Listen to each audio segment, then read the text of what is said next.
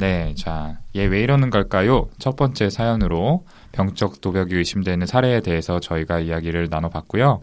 이제 두 번째 사연 만나보도록 하겠습니다. 자, 이번 사연은 또 다른 매력의 사연 요정 후보자이신 김지용 선생님께서 읽어주시면 좋겠습니다. 아, 제가 후보자였나요? 언제든지 뭐 바뀔 수 있는 거니까요. 예. C등급의 윤희우 연습생에게 조금 경종을 울리기 위해서 저도 퇴출 안 당하려면 열심히 읽어야겠죠.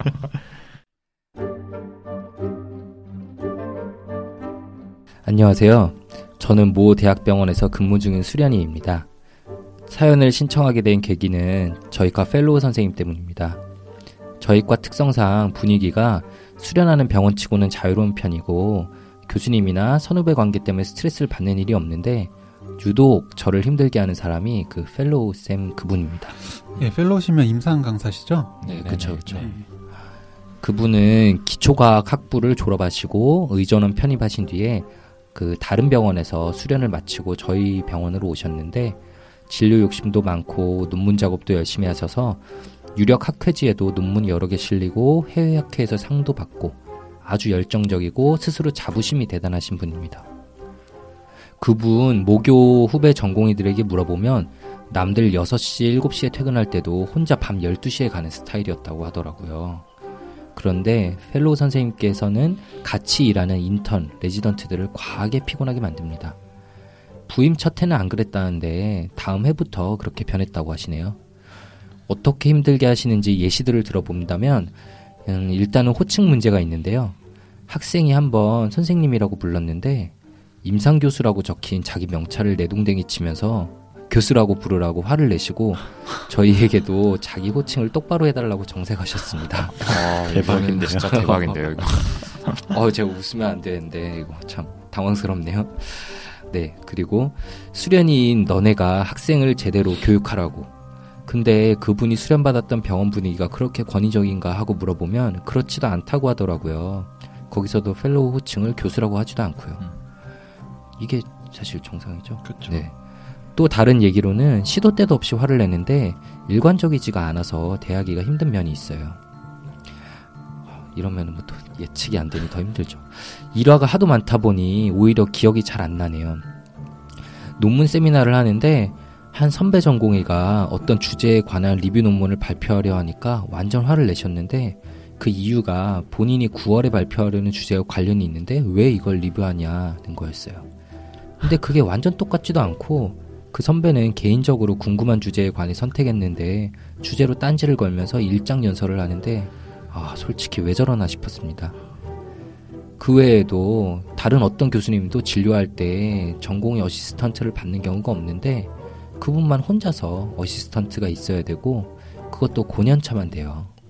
그리고 본인 환자는 절대 기다리게 하지 말라며 과 전체 사정을 무시한 행동을 하면서 마찰이 잦아요. 이 때문에 생긴 다른 교수님과의 트러블을 대놓고 전공의에게 하소연하시는데 주말에 진료가 끝난 경우도 전화를 걸어서 자기가 하고 싶은 말 다 하시고 끊습니다. 진짜 왜 저러나 싶네요. 네. 아직 끝나지 않았어요. 네. 최근 새로 들어온 그 시술에 대한 세미나를 그분께서 주최하게 되셨는데 그분께서 점심때 하자고 했거든요. 그런데 다른 교수님께서 저희에게 그날 식사하자고 하셔서 그 말씀을 드렸더니 밥 먹는 게 중요하냐. 내가 먼저 세미나 하자 그랬으면 밥 먹는 거 미뤄야지. 내가 한 약속이 더 중요하지. 교수님의 밥 약속이 더 중요하냐. 막 이러고 화를 내고 전화 끊으셨어요. 그런데 전에는 가끔 세미나 할 때 너네 밥 먹고 하자. 이렇게 보자 할 때도 있으셨었고 이게 상황마다 다르니까 자기 기분에 따라 화를 버럭 내고 일방적으로 끊으니 저희로서는 어떻게 대처해야 될지를 모르겠습니다. 수련을 영원히 하는 게 아니라서 그냥 남은 시간 잘 보내고 싶은데 이런 일을 계속 겪다 보면 진짜 때려치고 싶어집니다. 가장 황당한 건 그 환자분들 때문도 아니고 교수님 때문도 아니고 다른 전공의 때문도 아니고 펠로우 때문에 이런 짜증남과 어이없는 화를 당해야 한다는 게 너무 이상합니다. 제가 만약 뭘 잘못했다 치면 다른 교수님들 같은 경우 꾸짖으실 때 따로 불러서 조용히 말씀하시는데 이분은 환자랑 학생들이 보는 앞에서 막 소리 지르고 어처구니 없이 당할 때는 정말 제가 어디 하소연할 때도 없고 위에 교수님들께 말할까 싶다가도 그분들이 해결해 줄 것 같지도 않고 어떻게 대처해야 할까요?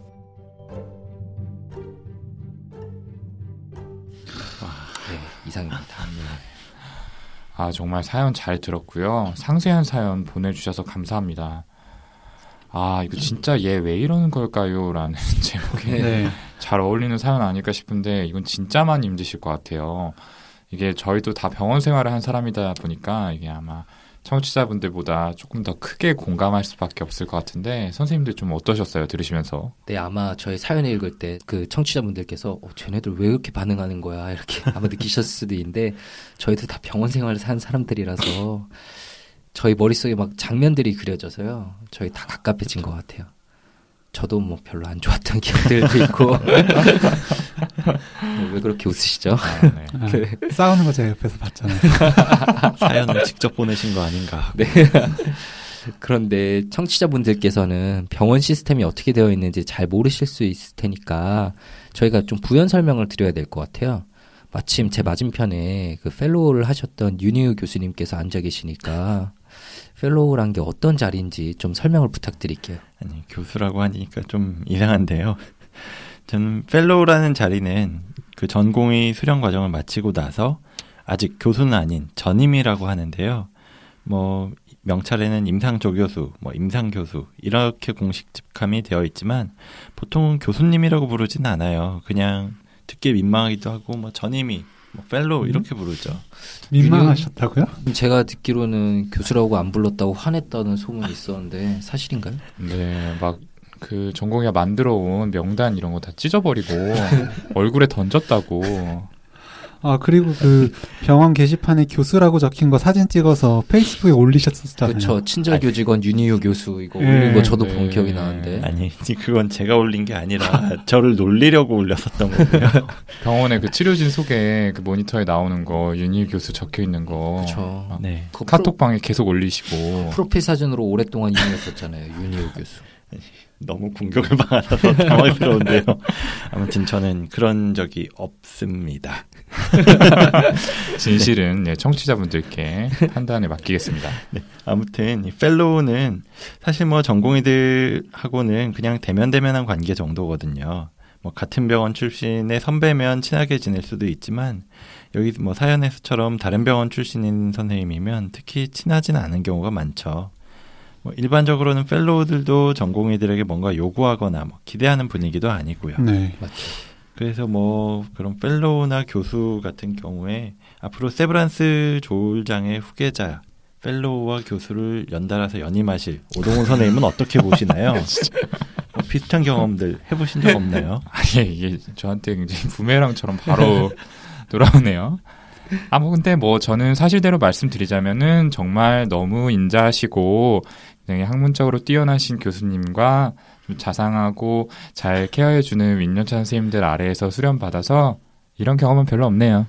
제가 아는 사실이란 뜻이랑 좀 다른 것 같아요. 오동 선생님이 쓰시는 사실이란 단어가. 오동훈 선생님 툭 하면 흥분된 목소리로 전화 와서 막 얘기하시잖아요. 너무 좋았다! 너무 자상하시다! 뭐 이렇게 제가 흥분했었죠. 와. 오동훈 선생님은 이틀 뒤 스승의 날에 또 찾아뵈려고 휴가까지 내놓은 사람이니까 맞다. 이 방송에서 너무 막말을 할 수는 없죠, 사실. 그렇죠. 네. 네, 이 자리를 빌어서 선생님 뭐, 은혜에 감사드리고요. 이 정도로. 좀, 예, 아니, 노래라도 한번 해보실래요? 스승의. 아, 죄송합니다. 뭐 혹시나 뭐 그럴 가능성은 없으시겠지만 뭐 선생님들 들으신다면은 뭐 좀 오해하지 않으셨으면 좋겠고요. 뭐 어쨌든 네. 넘어가시죠. 네, 어쨌든 넘어가서 저도 진짜 저런 펠로우 선생님하고 있었으면 진짜 정말 때려치고 싶었을 것 같아요. 네, 허경 선생님 그런 얘기 많이 하셨잖아요. 너무 비난 그만하자면서요. 제 비난 그만하자고요. 제 비난 그만하고 아, 이거 다른 다 사람 비난하자고. 편집한다고 이거 다. 그래요? 몇몇 것은 살아있을 겁니다. 네. 사연에 집중하죠. 네. 네, 죄송합니다. 아무래도 사실 근데 이런 펠로우 선생님이 일반적인 경우라고 보기는 굉장히 어렵죠. 그러니까 사연 주신 분께서도 이렇게 힘들어 하시는 것 같고요. 자, 이분이 왜 이러시는지에 대해서 이야기하기 전에 혹시 이분의 예상되는 진단 저희가 진단명을 붙인다면 어떤 걸 붙일 수 있을지 여기 대해서 각각 좀 말해볼까요? 네, 뭐 저 같은 경우에는 예전에도 우리가 방송했었던 것처럼 화이트 칼라 사이코패스 이걸로 볼 수 있지 않을까요? 그죠. 제 생각에도 좀 그때 그 케이스가 생각이 났는데 많이 좀 오버랩이 되는 것 같아요. 이분 사연 들어보면 진료 열심히 하고 또 연구 업적 위해서 논문도 열심히 쓴다고 하는 걸 보면은 성공을 굉장히 중시 여기는 반면에 그 과정에 다른 사람의 희생이나 뭐 어떤 배려나 이런 것들이 필요하다는 거는 좀 관심이 없고 안중에도 없다는 그런 느낌이 좀 있네요. 네. 저는 약간 생각이 다른데 그 화이트 칼라나 소시오패스나 사이코패스 같은 거 반사회적 인격 장애라기보다는 그 경계성 인격 느낌이 좀 강하게 드는데요. 혹은 뭐 자기애성 인격의 성향도 많이 보이는 것 같고요. 이분이 뭐 사실 보면은 착해 보일 때도 있잖아요. 뭐 그래 점심시간 챙겨야지 막 이렇게 얘기할 때도 있으니까 그러다가 갑자기 확 안 좋아지고 양면의 모습을 보여서 이제 사연자분이 더 힘들어하는 것 같은데 이분의 그 펠로우 선생님의 낮은 자존감이 그냥 건드려질 때 생기는 분노를 조절하는 능력이 거의 없는 사람이지 않나. 저는 그 정도 생각이 듭니다. 네. 저는 자기애적 인격 성향 가지신 분 같아요. 자기애적 인격의 핵심이 인정받고 싶은 욕구잖아요. 내가 이렇게 대단한 사람이야. 날 대단한 사람으로 대접하란 말이야. 이게 저분의 핵심인 것 같아서요. 뭐 경계성 인격일 수도 있겠다는 생각도 들기는 하죠.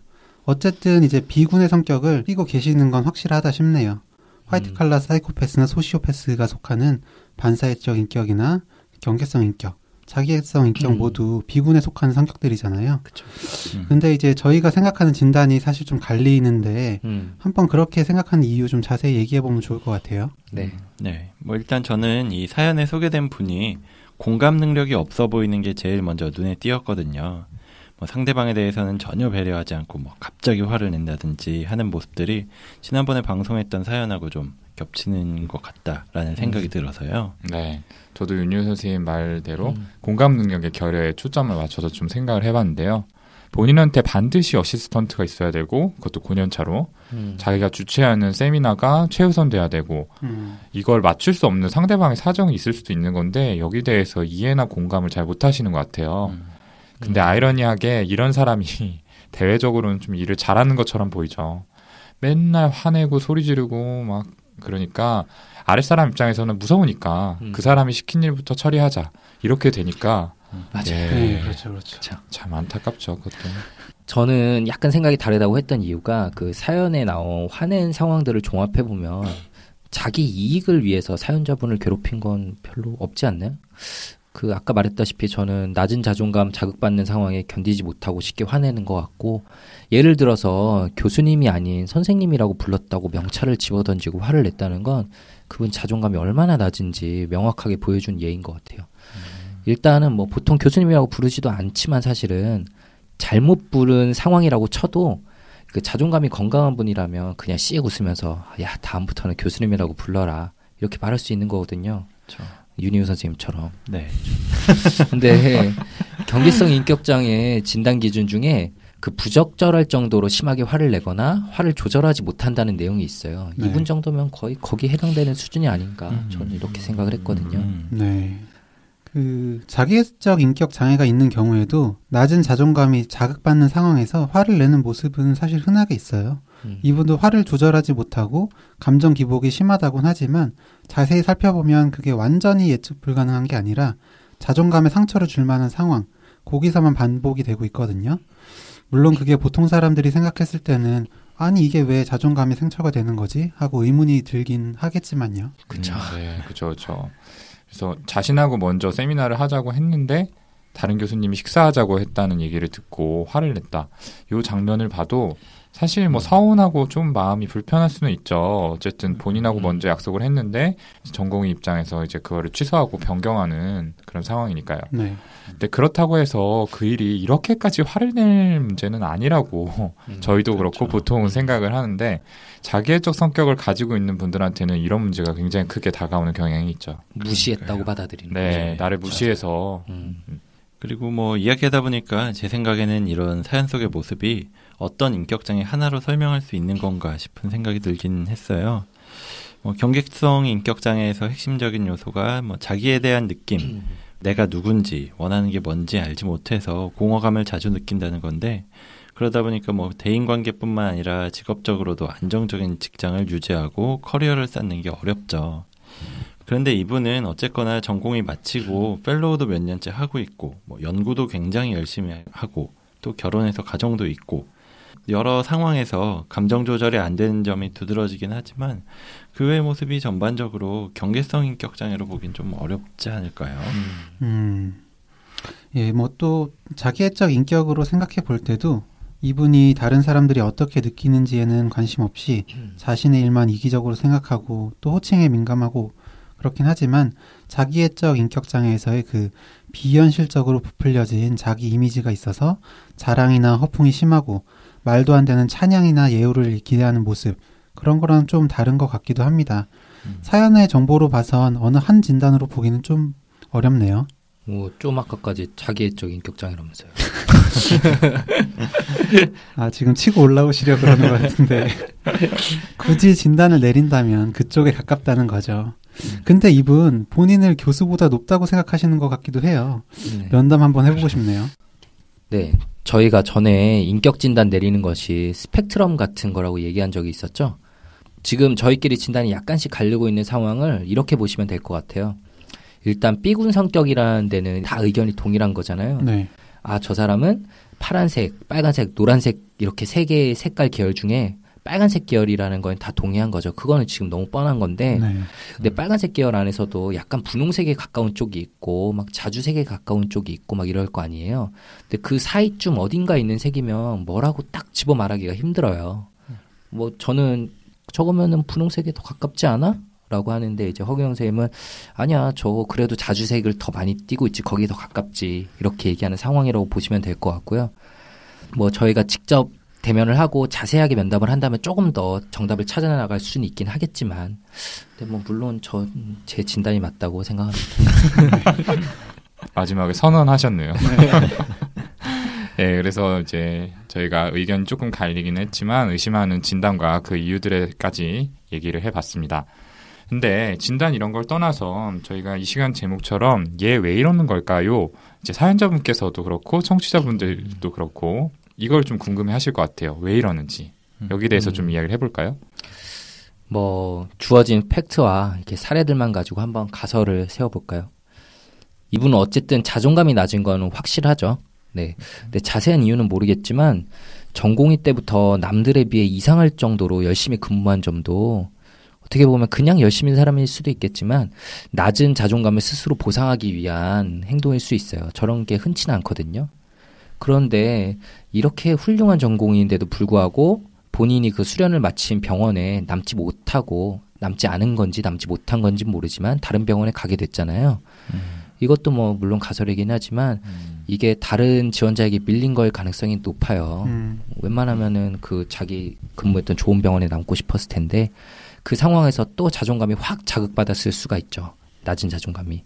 이분 머릿속에는 2차적으로 선택해서 지금 근무하고 있는 병원이 이분 머릿속에는 나보다 낮은 등급의 사람들이 근무하는 곳이라고 그렇게 생각하고 있을 거라고 전 생각해요. 그러니까 본인 생각에는 나는 더 좋은 곳에 있다가 온 훌륭한 사람인데 사람들이 그런 나를 알아봐줘야 되고 본인만 특별 대우를 받아야 하는 거죠. 그런데 그런 나를 사람들이 이제 못 알아보고 감히 학생이 무시하는 듯한 상황이라고 이렇게 약간이라도 느낄 때마다 나오는 분노를 확 참지 못하는 거예요. 평소에는 뭐 그렇게 나쁜 사람까지는 아니어서 이렇게 뭐 식사 시간에는 뭐 밥 먹어야지 이렇게 양보하기도 하고 하다가 일관적으로 나쁜 게 아니라 자기 약점으로 느껴지는 부분이 건드려질 때만 폭발적인 반응을 보이니까 주위 사람들은 더 예측하기도 힘들고 많이 당황스럽겠죠. 네. 근데 제가 지금 얘기한 다이나믹은 자기애적 인격장애 얘기인 것 같네요. 아주 정확한 것 같은데요. 네, 아까 그러니까.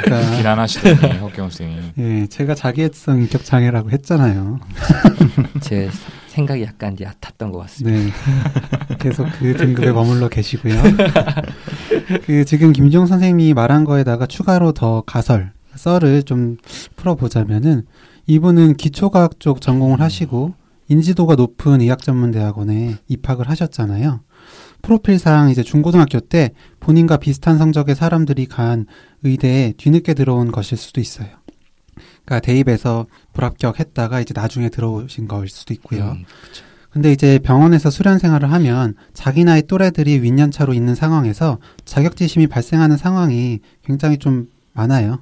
병원에서의 지위나 연차 이런 것들에 많이 민감한 캐릭터가 형성되었을 수 있을 것 같아요. 지금까지 이렇게 잘 된 거는 이런 낮은 자존감을 복구하고자 하는 노력의 결과였을 것 같은데 지금 이런 식으로 계속 트러블이 많이 생기면 더 잘 되는 건 어려울지도 모르겠네요. 네, 그렇네요. 그래요. 그래서 뭐 지난번에 저희 다른 방송에서도 이야기했었던 것처럼 뭐 또래 관계가 어렵다고 하셨었던 그분처럼 그쵸. 윗분들하고만 어울리는 분. 그죠. 뭐 그분처럼 서열에 집착하게 되고 이런 모습을 보였을 수도 있을 것 같네요. 그리고 또 또래들에 비해서 뒤처졌다는 생각이 들면서 뭐 과하게 자기 필드에서 성취나 성공에 몰두하고 또 그러다 보니까 주변에서 어떻게 보는지 잘 살피지 못하고 뭐 여러 가지 안 좋은 행동들을 하게 할 수 있었던 것 같습니다. 뭐 꼭 어떤 인격장애라고 하기보다도 이렇게 성공하는데 몰두하다가 인간적인 모습을 잃어버린 걸 주변에서 보기도 하고 뭐 영화나 드라마에서도 많이 봤던 것 같아요. 좀 옛날 드라마긴 한데 하얀 거탑에서 김명민 씨가 연기했던 장준혁 교수, 그 사람도 원래는 인간적인 사람이었지만 교수가 되고 성공해야 한다는 생각에 몰두하다 보니까 주변을 돌아보지 못하고 남들한테 상처를 주는 사람의 캐릭터를 보여줬었던 게 기억이 나거든요. 아, 네. 하얀 거탑 진짜 재밌게 봤었는데 저도 잠깐이나마 외과를 좀 지망했던 네, 기억도 나고요. 그 장준혁 교수가 좀 비슷한 면이 확실히 있는 것 같네요. 근데 제 생각에는 이 김지훈 선생님은 말씀하실 때 평소에는 그렇게 나쁜 사람이 아닐 거라고 했는데 주변 분이 이렇게 메일을 보낼 정도라면은 이거는 나쁜 사람 아닌가요, 사실? 네. 그렇죠. 네. 자꾸 판단이 계속 흔들리시네요. 잠깐만. 힘드네요. 네. 앞서 선생님들이 말씀하신 의견에 큰 틀에서 동의를 하고요. 근데 조금 다른 면을 살펴보자면 이를테면 본인이 발표하려고 했던 것과 비슷한 주제를 발표했다고 전공의한테 뭐라고 하는 거나 주말에 가까운 사이도 아닌 전공의한테 전화를 걸어서 바로 위에 교수님 욕을 하는 거 이런 것들은 사실 나를 알아봐줘 라는 욕구가 충족이 안 됐을 때 분노 반응을 보이는 이런 자기애적 인격 성향만으로는 설명이 조금 안 되는 부분이 있어요. 네. 그래서 이런 것들은 다른 사람의 입장이 돼서 생각해보는 역지사지식 사고가 좀 잘 안 되시는 것 같거든요. 이것도 결국에는 공감 능력이라고 볼 수가 있는데 이전에도 설명드렸지만 이런 공감 능력은 선천적으로 결여가 돼 있을 수도 있고 아니면 양육 과정에서 결핍으로 인해서 제대로 형성이 안 되는 경우도 있어요.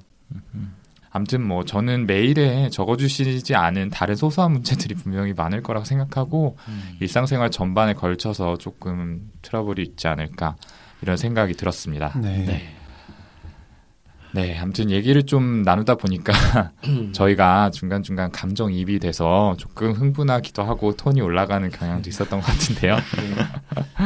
네, 말이 나온 김에 저희가 내부자의 입장을 전달해 드린다는 취지도 있으니까 각자 병원 생활하면서 교수님이나 여기 사연처럼 펠로우 선생님 아니면 뭐 다른 전공의들하고 마찰이 있었던 경험이 있다면 좀 얘기를 해볼까요? 특히 김지훈 선생님께서 네? 많이 흥분을 하시는 것 같은데요. 네. 아니요. 말씀 좀 한번 해주시죠. 경험에 대해서. 지금 이렇게 강하게 저항하시는 거 보니까 네, 막 말도 왔다 갔다 하시고 틀리시고. 네, 오늘 흥분 많이 하셔가지고. 아니, 제가 가지고 있던 트라우마를 여기서 풀기엔 너무 위험한 것 같고요. 네, 그냥 좀 다른 얘기 또 하나 떠오르는데 제가 1년차 전공의 때 좀 많이 힘든 시기였어요. 환자분이 굉장히 많고 액티비티도 많고 이래가지고 잠을 잘 못 자던 시기였는데 웬만해서는 그런 일이 잘 없는데 한 번은 이제 다른 과에서 전화가 새벽 3시쯤에 전화가 와가지고 인턴 선생님이 이렇게 선망 환자가 있다 좀 협진을 봐달라라고 했는데 저는 진짜 기억이 안 나는데 예 가겠습니다 지금 갈게요 이러고 전화를 끊고 쭉 잤던 일이 있었대요. 웬만해서 그런 일이 없다고 하셨는데 제가 알기로는 아니요 저는 전화는 잘 받아요. 전화는 잘 받지만 진짜 그런 일이 없었는데 하여튼 근데 다음날 아침에 일어나서 굉장히 당황했던 게 근데 그게 별로 응급 상황은 아니어서 그 다음 제가 안 온다고 뭐 다시 전화 오고 이런 건 아니었거든요. 그렇게 뭐 응급도 아니고 다음날 봐도 사실 큰 문제는 없는 거였는데 담당 교수님께서 다음날 아침 일찍 전 병원 직원들에게 메일을 돌려서 이런 불성실하고 부도덕한 전공의에게는 강한 징계를 줘야 된다. 이런 메일을 막 돌렸더라고요. 그래서 저는 너무 깜짝 놀라고 저희과 교수님들도 굉장히 당황하셨었어요. 뭐 별것도 아닌 일인데 뭐 왜 그렇게까지 했는데 저는 그때 어쨌든 그 일이 커져서 막 병원장님실에도 불려가고 이런 상황에서 엄청 당황했었거든요. 실수로 넘길 수 있는 일인데 네, 그러니까 뭐 과하게 반응하신 사실, 부분이 있나요? 네, 그냥 그 교수님도 뭐 전공이 너 되게 힘들었구나. 다시는 그러지 마라. 뭐 잘 챙겨라. 이렇게 했으면 되는 건데 그때는 막 저도 너무 어이없고 당황했었는데 지금 보면 그분 자존감이 많이 낮으신 분 아닌가 이런 생각이 들어요. 네, 결국은 1년차 전공의 주제에 나를 무시했어? 라고 이렇게 반응한 거잖아요. 그리고 그 화를 참기 힘들어서 그런 큰 일을 벌이게 된 거고. 네. 네, 좀 말도 안 되는 짓을 벌인 거였는데. 전달 방식인 확실히 문제가 좀 있었던 것 같네요. 그렇죠. 저 같은 경우에는 이제 모과 탁과 환자 협진을 보는데 그 환자를 담당하는 전공의가 이제 자기가 협진 결과를 바빠서 늦게 확인할 수도 있으니까 이제 환자 본 다음에 오더가 필요한 게 있다면 직접 전자 차트에 넣어달라라고 요구를 하더라고요. 그게 뭐 일반적이지는 않은데 좀 저 입장에서는 도와주겠다는 생각을 하고 그렇게 했더니 그 주치의인 교수님이 무려 이제 미천한 일개 레지던트인 저한테 직접 전화를 거셔서 감히 내 환자에게 오더를 직접 내! 하면서 일갈하셨던 그런 기억이 있습니다. 뭐 저한테는 좀 트라우마 같은 경험이어가지고요. 며칠간 좀 힘들었던 그때 오동원 선생님이 의국에서 막 소리 지르면서 다녔었죠. 그렇죠. 감히 나한테 전화를 해! 그렇지 않죠. 저는 공부를 하면서 저의 부족함을 조금 보충하기 위해서 저 더 나아지는 사람으로 승화를 한 거죠. 네. 그 교수님이나 펠로우가 전공이 갈구는 거 이런 말 써도 되는 거죠? 그럼요. 하여튼 뭐 그런 것도 많은데 전공의들끼리 갈구는 경우도 많죠. 네. 이게 윗년차 전공의가 아랫년차 전공이 많이 갈구는데 제가 2년차 때였나? 그때 응급실에서 있었던 일이에요. 수술하는 이제 다른 과 전공의가 털리는 거를 봤는데 3년차가 2년차를 터는 거였어요. 이제 자기가 응급실에 내려올 때까지 왜 아무 준비도 안 해놨냐는 거였죠. 환자들 다 있는 곳에서 막 소리를 지르는데 제가 다 민망할 정도였습니다. 그러고 보니까 혹시 이 펠로우 같은 사람? 근데 이런 거 너무 흔해서. 그렇죠. 네, 네. 병원에는 특히 좀 많은 것 같아요. 그렇죠. 어쨌든 그때 갈굼받던 제 동기는 지금 다행히 전문의가 되어 있습니다. 사연자분도 힘내십시오. 아이고, 네, 저는 뭐 직접 경험한 건 아니고 모 교수님이 협진이 늦어진다고 상대과 전공의한테 전화를 해가지고 내가 누군지 알아! 라고 소리를 질렀다는 그런 에피소드도 기억이 한번 나네요. 그거 본인 왜 얘기예요? 직접 네. 경험하시지 않았다고 하세요? 들어본 얘기라고요? 아니, 그거 윤희유 교수님이 소리 지른 거라고 다 지금 그렇게 알고 있는데 아니, 저는 절대로 그런 기억이 없습니다. 기억을 지우셨네. 이거 국회 청문회에서 많이 듣던 얘기인 것 같은데. 기억이 나지 않습니다. 네, 아무튼 저희 다 농담이고요. 윤희우 선생님 그럴 뿐 아닙니다. 네. 그게 농담 아닌가요? 네, 아무튼 생각을 해보면 병원이 정말 권위를 내세우는 분위기가 심해서 이런 일들이 심심치 않게 일어나는 것 같아요.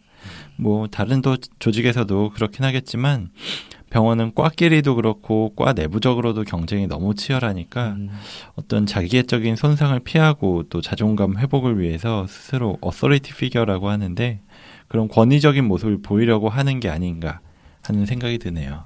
맞아요. 네네. 맞습니다. 이런 경험들이 뭐 사실 저희의 실수로부터 발생한 걸 수도 있고 그렇지만 조금 과하다 싶을 정도로 권위를 내세우고 화를 내시고 좀 이렇게 과격하게 반응하는 경우가 있었다는 거죠. 아마 이 펠로우 선생님도 좀 비슷한 면이 있지 않을까 싶은데요.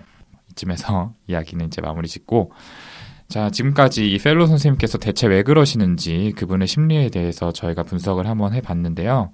그럼 이제 또 중요한 게 이 사연 보내주신 전공의 선생님은 대체 어떻게 좀 행동을 해야 되는 걸까? 어떻게 대처해야 하는 걸까? 이게 좀 중요할 것 같아요. 여기에 대해서 좀 얘기해 볼까요? 네, 뭐 저 같으면 그냥 무시하고 피하는 방법을 선택할 것 같아요. 뭐 겉으로 티가 안 나게 하면 제일 좋긴 하겠지만 뭐 그게 안 돼도 내가 잘못한 게 아니라 저 사람이 이상한 사람이다 라고 생각하면서 나한테 화를 낸다든지 뭐 짜증나는 모습 보이는 걸 그냥 넘겨버릴 수 있으면 좋을 것 같아요. 뭐 앞으로 일이 어떻게 될지는 모르겠지만 뭐 영원히 수련을 받는 건 아니고 어느 기간이 지나면 수련이 종료되니까요. 근데 그 말은 쉽지만 그렇게 무시하고 지나가는 게 힘들어서 이렇게 사연을 좀 보내주신 게 아닐까요? 네, 사실 뭐 그건 또 그렇죠. 뭐 그렇다고 그만둘 수도 없고 그 사람이 없어지길 기대할 수도 없으니까요. 그래도 워낙에 이상한 분이기 때문에 뭐 다들 그분 싫어할 것 같고 다 같이 좀 뒷담화하면 좀 풀어지기도 하잖아요. 네. 그렇게 하죠. 그래서 저희가 더 친해지기도 했죠. 네.